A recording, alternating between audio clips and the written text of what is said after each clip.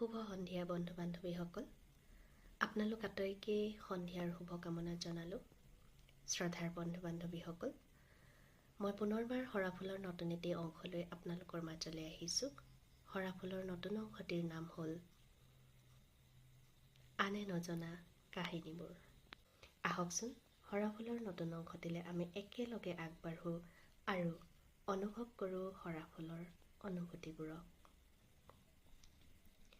আনে নজনা কাহিনীবোৰ। কেতিয়াবা কাৰোবাক চাই বা কাৰোবাৰ লগত কথা পাতি এইটো অনুভৱ হৈছেনে যে কিবাকৈ যদি এওঁক একেবাৰে পালোঁ হয়, নিজৰ বুলি ক'ব পৰাকৈ যদি নিজৰ হল হয়। কথা পাতি থাকোঁতে হঠাৎ এইটো মনত আহেনে যে এওঁটো মোৰ নহয়, আন কাৰোবাৰহে। এটা হুমুনিয়াহ বৈ আহে। এই যে নিজক ৰখাই দিয়াৰ সময়খিনি, প্ৰিয় কাৰোবাৰ পৰা নিজক আঁতৰাই অনাৰ যন্ত্ৰণাখিনি, এটা উশাহত নিজক বুজাবলৈ কৰা চেষ্টাখিনি আৰু গোটেই পৃথিৱীৰ পৰা লুকুৱাবলৈ হাঁহি হাঁহি কৰা অভিনয়খিনি, এইবোৰেই আমাক শিকায় যায় জীৱন কি।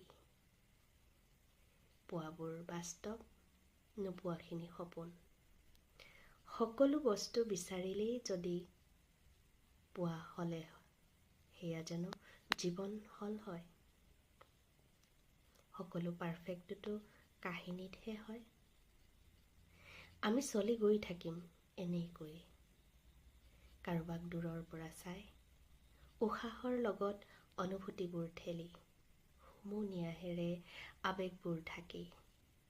এৰা কিছুমান কাহিনী এইদৰেই চলি থাকে, শেষ নোহোৱাকৈ, কোনেও নেদেখাকৈ, কোনেও নজনাকৈ। ধন্যবাদ।